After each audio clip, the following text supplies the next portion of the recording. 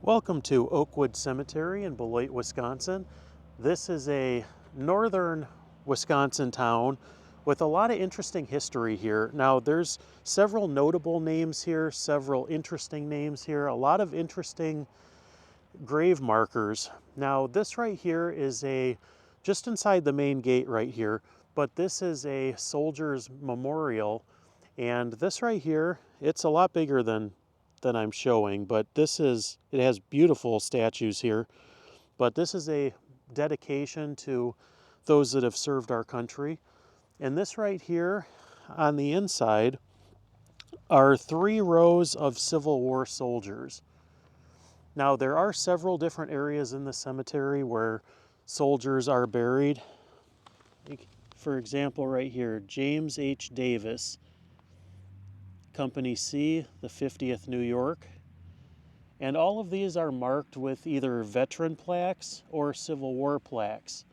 It seems like the ones with the stars are Civil War plaques, the round ones are U.S. veterans. Now the soldiers over here appear to be a mix of World War I and World War II veterans, and realistically everybody over here deserves their own shout out. They all they all sacrificed for their country. Even if they didn't die at war, they still served, and it's still, something we should all be thankful for. This is Arthur Chandler, World War I, July 2nd, 1894 to September 3rd, 1948. But everybody here has a story, and they're all equally deserving of being told. Now just over here we have the tomb of Aaron Lucius Chapin. It said he was born in Hartford, February 6th, 1817, passed away in Beloit, July 22nd, 1892. This is a pretty neat above-ground tomb. It says first president of Beloit College. Now Beloit College is a very well-known and highly respected college, pretty much on the other side of the cemetery. But that's kind of an interesting person here. Now this right up here is the Hacket family plot. Now one of the names on here is John Hacket, and he was one of Beloit, Wisconsin's first ever merchants. He was also the first postmaster, so he was a very prominent guy in early Beloit back in the 1830s, and this is a pretty massive monument dedicated to him and the Hacket family. Now this right here is Clinton Babbit. He was born in 1831, passed away in 1907. Now he started off as an alderman, and he was a member of the first city council of Beloit. He was appointed postmaster of Beloit by President Grover Cleveland and was secretary of the Agricultural Society of Wisconsin. In 1891, he was elected as a Democrat to the 52nd Congress, serving until 1893. He retired from public life not long after and was active in business pursuits until his death at the age of 75. Now, one of the most interesting people here to me is a man with a very interesting historic story, although it is very tragic. Now, the sad thing is that if you do your searches on findagrave.com, which is what I use usually to find famous and interesting graves, there is not much information on there, and he is not listed as being somebody who's here. But this guy's name was Albert Wurz. He was a farmer from Switzerland his aunt came to Beloit, Wisconsin to start a new life, and he decided he was going to do the same thing. So he came to Beloit. Well, his plan was to come to Beloit, Wisconsin to become a machine operator and get some work and be in the United States. Now, he was scheduled aboard the ill-fated Titanic in April of 1912. And as we know, on April 14th of 1912, Titanic struck an iceberg and just a little after 2 a.m. on April 15th of 1912, Titanic sunk. And Albert Wurz was a Class G passenger, or on G deck, I believe. And he's marked here victim of Titanic, but his body wasn't discovered until April 24th of 1912. And people that were on board that ship that passed away, they were given body numbers. And Albert Wurz was body number 131. And a month later, his body was sent back here to Beloit, Wisconsin. They had a small graveside funeral right here in this area. And for 80 years, Albert Wurz was unmarked. He did not have a grave marker. And the Swiss Titanic Society worked together with the Beloit Historical Society to purchase and place this gravestone right here and this Titanic buoy, which I think is really, really cool and a great memorial for somebody that, this is tragic history, but it is history. There's a lot of people that are interested in Titanic, myself included, and visiting the victims of this horrible tragedy is definitely one of those things that I do like to seek out on these journeys. But this is the grave of Albert Wurz, a very young man who passed away too soon, and something that realistically probably shouldn't have happened, but it is one of the greatest maritime tragedies that's ever happened. Now this is marked Samuel Pye, just up here. Let me see if I can give you guys a good view of this. It said he died April 15th, 1891, aged 80 years. Anne was his wife. And this is a very interesting grave marker. This looks like about an 8-foot tall tree branch, maybe even taller than that. But every once in a while you see ones like this, but I'm really not sure what the story is on these. So if any of you know what the story is with these tree gravestones, please let me know in the comments, because you do see quite a few of these around. But it is beautiful. And this is the Hyde family plot. I can't find too much on them either, but this is another very beautiful marker here. Take a look at this. Absolutely awesome. Now, one of the other interesting people here is a man named Roy Chapman Andrews. Now, he was born in 1884 in Beloit, and he taught himself taxidermy at an early age to earn money to attend Beloit College. Now, he moved to New York City to find a job at the American Museum of Natural History, and he started off as a janitor, and on his own he started collecting specimens.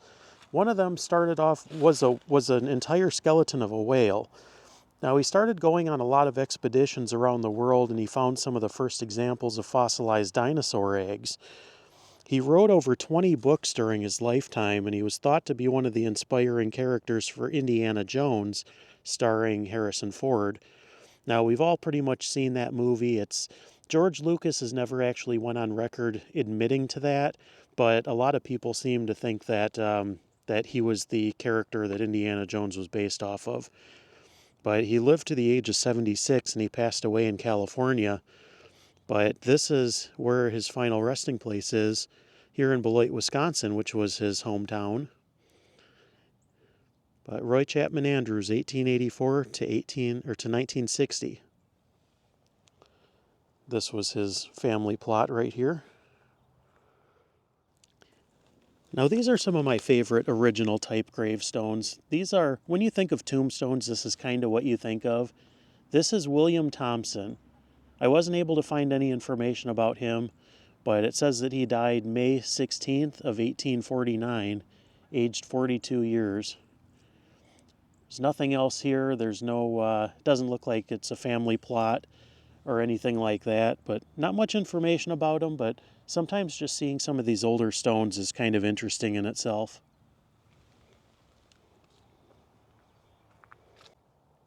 Now, I've driven by this plot a couple times in this visit, and this is kind of intriguing to me because the fence is, for the most part, it's gone.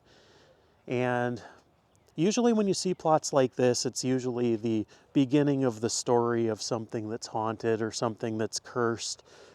But I didn't really get a chance to do much research on anybody in this area right here. I'm guessing this is some type of an older family plot.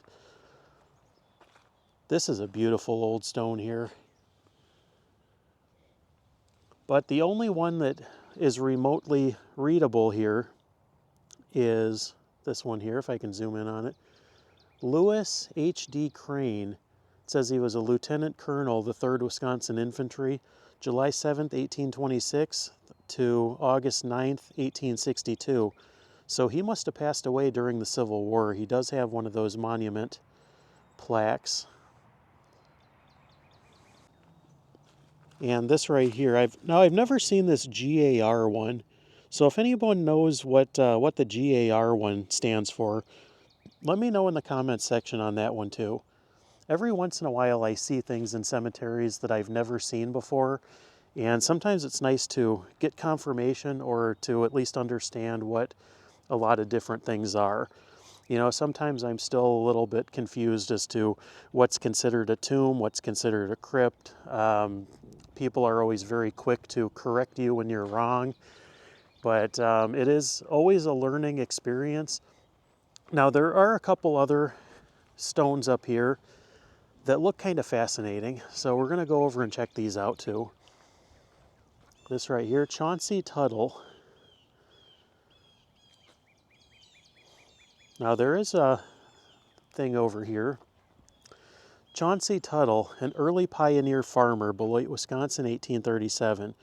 We, his descendants, and this community give honor to him, his family, and all pioneer farmers who carved farms out of the wilderness. They plowed virgin soil, planted seed, and harvested crops while none had grown before. However, in the midst of building a new life, they also endured the pain and hardships and trials incident to pioneer life. May we always remember their sacrifice. That is beautiful. There's William Tuttle back there. So early pioneer farmers. Chauncey Tuttle died April 27th, 1871. 75 years. His wife Amy. Chauncey lived from 1796 to 1871. It's a pretty good life for back then. So over here, this also looks a little bit interesting. These were the first gravestones that I saw when I pulled in here, but they were fascinating. Robert Dole. These are really hard to read. It looks like these are all the Dole family. Maybe you guys can see these. Sometimes they show up better on camera than you can actually read in person. But very beautiful old stones. These appear to be mostly from the 1850s. And I'd be willing to bet these are probably original or pretty close to it.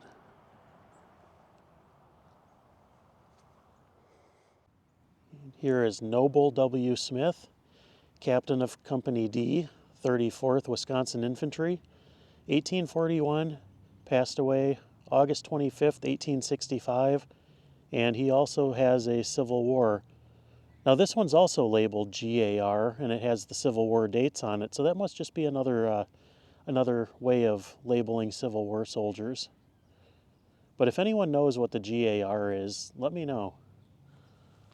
We're always learning together on this channel. There are a lot of squirrels playing and jumping from branch to branch here today.